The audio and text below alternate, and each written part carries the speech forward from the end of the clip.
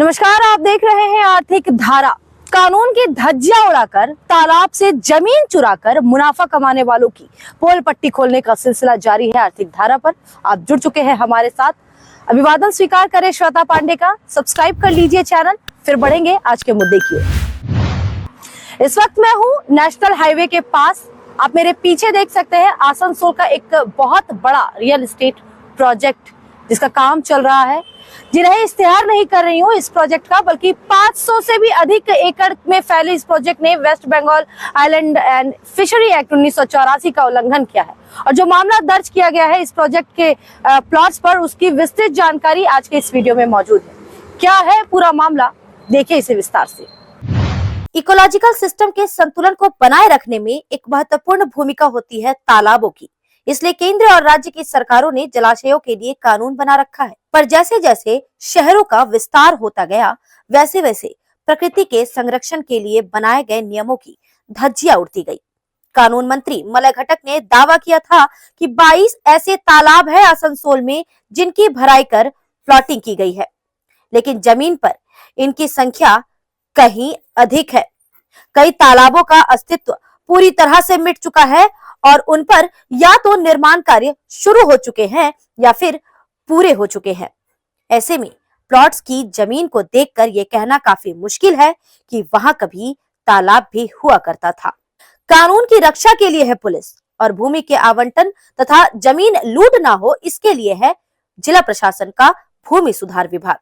लेकिन पिछले कुछ दिनों से जमीन लूट के जो मामले सामने आए हैं, उससे तो यही समझ आता है कि जमीनों पर अवैध कब्जा, तालाब भरकर अवैध निर्माण करना, इन सब में बराबर की सहयोगी बनी है पुलिस प्रशासन और जिला प्रशासन भी। मामला है नगर निगम के वार्ड नंबर 20 का। नेशनल हाईवे के पास स्थित है फॉर्च्यून पार्क, जिसके निदेशक है चंदन शर्मा, जिन्हें कुछ दिनों पहले ही तालाब भरकर प्लॉटिंग करने के आरोप में पुलिस ने गिरफ्तार किया था और अभी भी पुलिस रिमांड में है। Gopalpur JL 14 LR plot number 147 और 148। ये प्लॉट तालाब के हैं जो फॉर्च्यून पार्क के अंतर्गत ही स्थित है। फॉर्च्यून पार्क के इसी इलाके में है LR प्लॉट नंबर 218। दोनों ही प्लॉट तालाब के हैं, जिसकी भराई कर पूरी तरह से जमीन का नक्शा ही बदल दिया गया है। साल 2021 में इन तालाबों की भराई कर अवैध निर्माण करने के खिलाफ आसनसोल नॉर्थ थाने में शिकायत भी दर्ज करवाई गई थी। जब हमने आसनसोल नॉर्थ थाने के प्रभारी अमित हलदार से इस मामले में बात की तो उन्होंने बताया कि 2021 में स्थानीय निवासियों ने इन तालाबों को लेकर थाने में शिकायत दर्ज करवाई थी, लेकिन अब तक इस मामले में किसी की कोई गिरफ्तारी नहीं हुई है।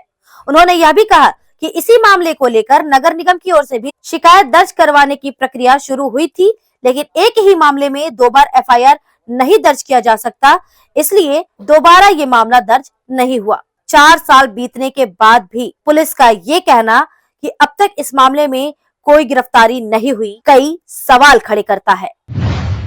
अगर 4 साल पहले इस प्रोजेक्ट की तस्वीरों को हम देखते हैं और आज की जो तस्वीर है उसे देखते हैं, तो इससे साफ ये समझ में आता है कि शिकायत दर्ज करने के बावजूद भी ना पुलिस प्रशासन ने और ना ही जिला प्रशासन ने इस पर किसी तरह की कोई कार्रवाई करने की जरूरत समझी होगी।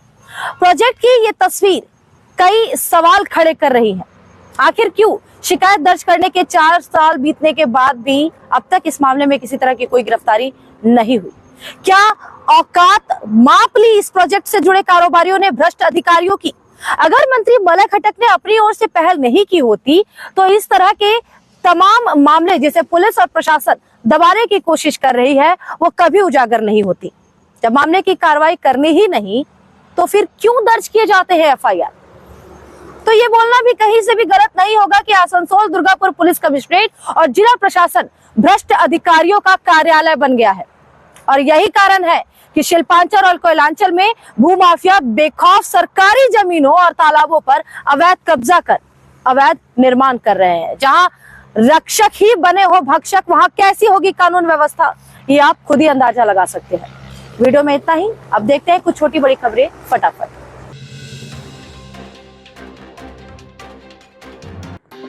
आसनसोल के सर्किट हाउस में मंत्री मलय घटक की अध्यक्षता में हुई प्रशासनिक बैठक। शामिल थे जिला अध्यक्ष S पन्नोवलम, विधायक हरेराम सिंह, जिला परिषद अध्यक्ष विश्वनाथ बावरी, ADDA के चेयरमैन कवि दत्ता, बैठक में समीक्षा की गई। पुनर्वास योजना की भूमिगत आग भूधसान से प्रभावित 33,000 परिवारों को किया जाना है पुनर्वासित। योजना की राशि समेत विभिन्न पहलुओं की हुई समीक्षा।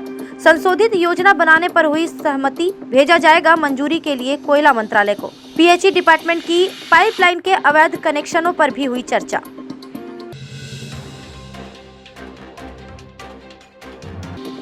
यूपीएससी की भारतीय सांख्यिकी सेवा की परीक्षा में सिंचन स्निग्धा ने हासिल किया पहला रैंक। आसनसोल शहर के इस्माइल इलाके की निवासी सिंचन आरके मिशन स्कूल की है पूर्व छात्रा। उनके पिता प्रदीप अधिकारी हैं, Asansol mines board of health के कर्मचारी। मां सुजाता देवी है गृहिणी। बेटी की सफलता से पूरा परिवार है उल्लासित। सिंचन ने उपलब्धि का क्रेडिट दिया है माता पिता को। दुर्गापुर थाना के तिलक रोड के 30 नंबर स्ट्रीट में घटी अमानवीय घटना। अपराधियों ने 6 नवजात कुत्तों को जला दिया जिंदा। एक की हो गई मौत, 5 की स्थिति बनी हुई है गंभीर। इससे स्थानीय निवासियों में है भारी आक्रोश। थाने में दर्ज कराई गई है प्राथमिकी। पुलिस कर रही मामले की जांच। पशु प्रेमी आनंदिता सरकार ने की है मांग, अपराधियों को मिले कड़ी सजा। मेडिकल सेल्समैन के मजबूत संगठन West Bengal sales representative union का जत्था पहुंचा आसनसोल। 6 सूत्री मांगों के समर्थन में निकाला है राज्य स्तरीय जत्था। 9 दिसंबर को शुरुआत हुई कुछ बिहार शहर से, समापन होगा 10 जनवरी को कोलकाता में। विभिन्न संगठनों के नेताओं ने किया संबोधित। मांगों में मेडिकल सेवा के निजीकरण का विरोध है शामिल। आसनसोल गुजराती रिलीफ सोसाइटी आसनसोल गुजराती समाज ने परिसर में लगाया निःशुल्क हेल्थ चेकअप कैंप। सहयोग किया मिशन अस्पताल दुर्गापुर ने। रिलीफ सोसाइटी के अध्यक्ष जीतू सेठ ने दी जानकारी। हृदय रोग, शुगर, कैंसर सहित विभिन्न रोगों की हुई जांच। 130 मरीजों को मिला लाभ। जांच के बाद दिए गए रोगियों को जरूरी सुझाव। और आसनसोल के आश्रम मोड़ स्थित टीएमसी पार्टी कार्यालय में लगा रक्तदान शिविर। पहल की पार्टी नेता सपूर्व एमएमआईसी रविल इस्लाम ने। 50 यूनिट रक्त का किया गया संग्रह।